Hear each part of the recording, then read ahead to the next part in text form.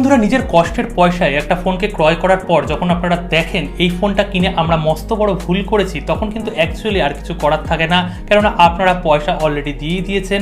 আর তখন যদি হাজারবার চিন্তাও করেন কিছু করতে পারবেন না। তো বন্ধুরা, ফাইনালি এখানে ইনফিনিক্স কিন্তু বাংলাদেশ মার্কেটে তাদের নোট সিরিজের অন্তর্গত ইনফিনিক্স নোট 12, হ্যাঁ, এই ফোনটাকে কিন্তু লঞ্চ করে দিল। আমি যদি প্রথমে এই ফোনটার প্রাইস বলি, এখানে 6GB র্যামের ভ্যারিয়েন্ট এবং 128GB ইন্টারনাল মেমোরি, এই ভ্যারিয়েন্টটার প্রাইস এখানে করা হয়েছে 18,299 টাকা। ওই 18,000 টাকাই মনে করুন।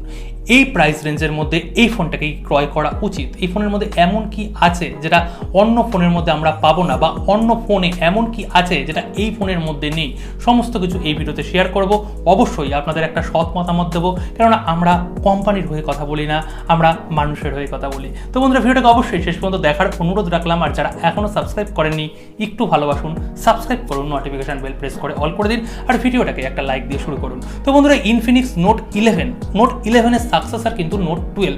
সাধারণত এটাই মনে করা হয় নেক্সট জেনারেশনের ফোনের তুলনায় যখন অন্য আরেকটা ফোন আসে, পরের জেনারেশনের ফোন আসে, সেটা সাকসেসর হিসেবেই আনা হয়। কিন্তু এখন যা কোম্পানিগুলো ফোন নিয়ে আসছে, এখানে রেডমি থেকে শুরু করে রিয়েলমি, যেখানে ইনফিনিক্সও কিন্তু সেই সবই কাজ করছে। এখানে সেইভাবে তারা আপগ্রেড দিচ্ছে না, অনেক ক্ষেত্রে তারা ডাউনগ্রেডও করে দিচ্ছে বা প্রাইস বাড়িয়ে দিচ্ছে। এই ফোনটা কিন্তু সম্পূর্ণ একটা 4G ফোন। যদি এই ফোনটা সৌন্দর্য এবং বিল্ড কোয়ালিটির কথা বলি, এখানে ইনফিনিক্স কিন্তু দুর্দান্ত কাজ করেছে। ফোনটা দেখতে অসাধারণ, কিন্তু এখানে ব্যাক সেকশনে কোনো গ্লাস তারা ইউজ করেনি। এখানে পলিকার্বনেট মানে প্লাস্টিকেরই তারা বিল্ড কোয়ালিটি দিয়েছে।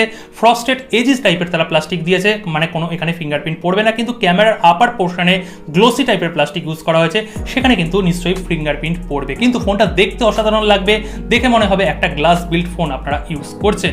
সামনের দিকে কোনো প্রোটেকশন তারা ইউজ করছে না, করছে কি করছে না সেই ব্যাপারে কিন্তু ইনফিনিক্স কোনো হাইলাইটও দেয়নি।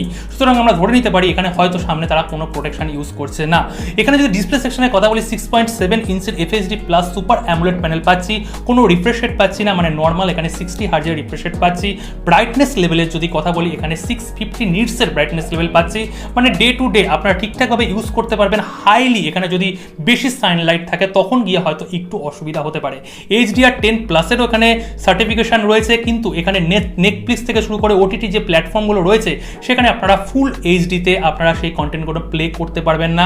এখানে কিন্তু আপনাদের HD কোয়ালিটিতেই প্লে করতে হবে না। এখানে L3 কিন্তু তারা সার্টিফিকেশন দিয়েছে, L1 এর সার্টিফিকেশন তারা দেয়নি। এটা কিন্তু আমার কম মনে হয়েছে, যেহেতু এখানে বড় ডিসপ্লে তারা দিচ্ছে, এখানে L1 এর সাপোর্টটা দিয়ে দিতে পারতো। যদি ক্যামেরার কথা বলি, এখানে ব্যাক সেকশনে আমরা তিনটা ক্যামেরা পাচ্ছি। মেন ক্যামেরা হচ্ছে 50 মেগাপিক্সেলের ক্যামেরা, সেকেন্ড ক্যামেরা হচ্ছে 2 মেগাপিক্সেলের একটা ইউজলেস ক্যামেরা, এবং থার্ড ক্যামেরাটা হচ্ছে আরও ইউজলেস ক্যামেরা, QVGA একটা সেন্সার। VGA সেন্সার অ্যাকচুয়ালি কোনো কাজেই লাগবে না। এই VGA সেন্সার 2 মেগাপিক্সেলের ক্যামেরাটা হয়তো একটু কাজে লাগতে পারে পোর্ট্রেট ফটোগ্রাফি করার জন্য, কিন্তু 50 মেগাপিক্সেলের ক্যামেরা দিয়ে কিন্তু আমরা পোর্ট্রেট ফটোগ্রাফিও করতে পারবো। সুতরাং এখানে একটাই ক্যামেরা আমি ধরতে পারি 50 মেগাপিক্সেল, যেটা কিনা মেন ক্যামেরা, এবং এই মেন ক্যামেরা দিয়ে কিন্তু যেমন আপনারা ফটোগ্রাফি করতে পারবেন, তেমনি ভিডিওগ্রাফি আপনারা 2K আপ টু 2K পর্যন্ত করতে পারেন, মানে ফুল এইচডি থেকে কিন্তু আরেকটু বেশি, এবং 4K এর তুলনায় এক স্টেপ কিন্তু এখানে নিচে। কিন্তু কোনো EIS নেই, মানে এখানে কোনো স্ট্যাবিলাইজেশন কিন্তু আপনারা পাবেন না। ফ্রন্টে এখানে আমরা পাঞ্চ হলে কোনো ক্যামেরা পাচ্ছি না, এখানে টিয়ার ড্রপ নচ পাচ্ছি। 2022-এ দাঁড়িয়ে রয়েছে এবং ফোনের দাম হচ্ছে 18,000 টাকা।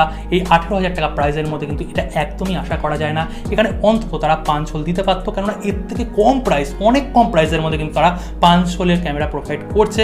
এখানে তারা দিতে পারতো পাঞ্চ হোলের একটা ডিসপ্লে। যাই হোক না কেন, 16 MPর আমরা ক্যামেরা পাচ্ছি, এবং এই ক্যামেরাটাতেও আপনারা কিন্তু 2Kতে ভিডিও রেকর্ডিং করতে পারবেন, কোনো এখানে স্টেবিলাইজেশন থাকছে না। তার মানে মোটামুটি আপনারা এখানে ভিডিওগ্রাফি করতে পারবেন, ফটোগ্রাফি মোটামুটি করতে পারবেন, এক্সট্রা অর্ডিনারি করতে পারবেন না।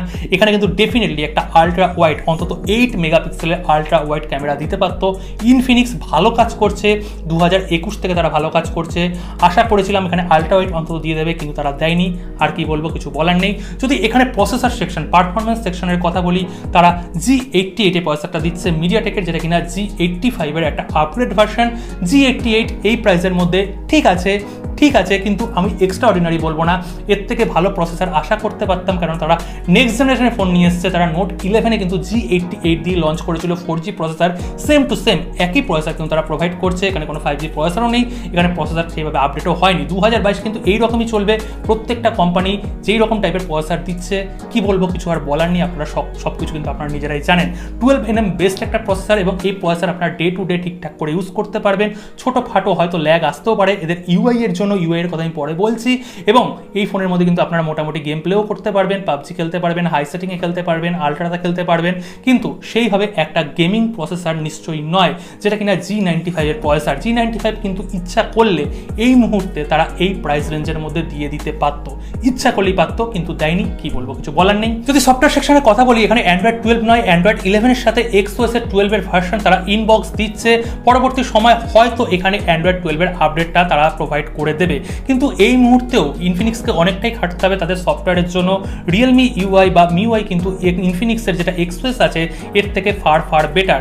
যদি পরবর্তী সময় ইনফিনিক্স আমাদের স্টক অ্যান্ড্রয়েডের ইন্টারফেস দিয়ে দেয় তাহলে সবচেয়ে বেশি ভালো হবে, কেননা স্টক অ্যান্ড্রয়েডের সাথে ইনফিনিক্স যেরকম টাইপের হার্ডওয়্যার দেয়, ইনফিনিক্সের ফোন কিন্তু সবচেয়ে বেশি মানানসই হয়ে যাবে এবং তারও কিন্তু অনেকটা সেল বাড়বে। আমি ইনফিনিক্সের কাছে রিকোয়েস্ট করবো যাতে পরবর্তী সময় তারা স্টক অ্যান্ড্রয়েডের ইন্টারফেস দিয়ে দেয়, এবং স্টক অ্যান্ড্রয়েডের জন্য কিন্তু অনেকেই ওয়েট করে রয়েছে। স্টক অ্যান্ড্রয়েডের ফোন কিন্তু মার্কেটে সেইভাবে নেইও। তো বন্ধুরা, এরকম স্পেসিফিকেশন দিয়ে ইনফিনিক্স বাংলাদেশ মার্কেটে এই ফোনটাকে নিয়ে এসছে, কিন্তু এই ফোনের সবচেয়ে বড় কন হচ্ছে এই ফোনের প্রাইস। এই ফোনটা যদি 15,000 টাকার মধ্যে লঞ্চ করতো, বাংলাদেশ মার্কেটের কথা বলছি, তাহলে ইনফিনিক্স এখানে কিন্তু অটো চয়েস হয়ে যেত, কেননা এখানে রেডমি নোট 11 বসে রয়েছে এর থেকেও কম প্রাইসের মধ্যে। 16,500 টাকার মধ্যে রেডমি নোট 11 এই মুহূর্তে সবচেয়ে বেস্ট চয়েস, কেননা এর মধ্যে আমরা ফুল এইচডি অ্যামুলেট প্যানেল পেয়ে যাচ্ছি, 90 হার্জের সুবিধা পাচ্ছি, তার পাশাপাশি আলট্রা ওয়াইড ক্যামেরা পেয়ে যাচ্ছি, ক্যামেরা মোটামুটি ঠিকঠাক আছে। রেডমির এখানে সফটওয়্যার এক্সপিরিয়েন্স কিন্তু ইনফিনিক্সের তুলনায় অনেকটাই ভালো, দামও কম পাচ্ছি। সব দিক থেকেই কিন্তু এখানে রেডমি নোট 11 অনেকটা ক্ষেত্রেই এগিয়ে যাচ্ছে। সুতরাং এখানে আমি ইনফিনিক্সের নোট 12 এই ফোনটাকে কোনোভাবেই আপনাদের বলি না যে আপনারা আপনাদের কষ্টের পয়সা দিয়ে এই ফোনটাকে পারচেস করুন, একদমই পারচেস করার দরকার নেই। আপনারা নোট 11 কিনে নিন বা রিয়েলমি 9i এই ফোনটাও আপনারা কিনতে পারেন। ওই ফোনটার দাম হয়তো নোট 11 তুলনায় আরেকটু বেশি, কিন্তু এখানে ইনফিনিক্সের নোট 12 এই মুহূর্তে বাংলাদেশ মার্কেট থেকে আপনারা কেউ কিনতে যাবেন না। এই ফোনটার যদি প্রাইস ভবিষ্যতে কমে তাহলে হয়তো সাজেস্ট করতে পারি। আশা করি আপনাদের বোঝাতে পারলাম। ভিডিওটাকে অবশ্যই একটা লাইক করবেন, শেয়ার করবেন, পরবর্তী ভিডিওর অপেক্ষায় থাকবেন। সকলে ভালো থাকবেন, সুখে থাকবেন।